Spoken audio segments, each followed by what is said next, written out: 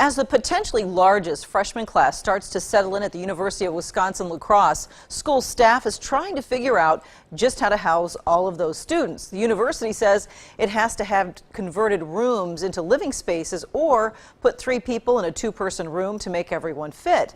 News 8's Mel Meyer now joins us to explain how the university is going to address this big issue. Martha, staff with the university's residence life say they understand students don't want to be in these living situations, but they're left with no other option for now, and the problem is likely to become even more complicated. Not much has changed since Lisa Weston first stepped foot on the UW-La Crosse campus as a student in 2000. I know the residence halls were full, our dining center was full, and so classes were full and sometimes hard to get into. But over time, they have updated and built new buildings in part to meet a growing need for housing. The building behind me, Eagle Hall, was a residence hall not even thought of at the time.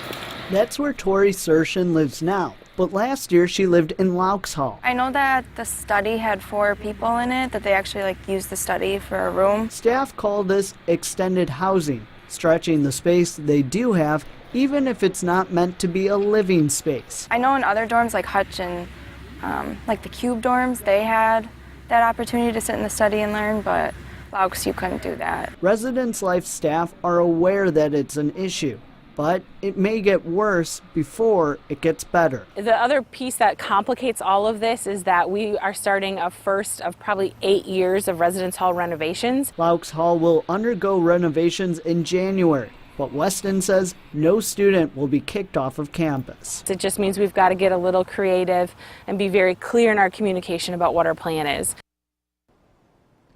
One way they've also tried to cut back on the amount of people living in the residence halls is by not requiring sophomores to be living in those dormitories. It is technically mandatory for sophomores, but residence life says that has not been enforced in quite some time. And I can see why with all of this growth with freshman classes. But okay, so before they decide what to do with all of the students that are going to be that are already in the residence hall that's going to be remodeled, what about all the students who are already in extended living in that situation? So they are working on that. They hope to get the 3-person rooms down back to 2 people like they should be, and they're hoping to have that completed by the end of the month. Interesting.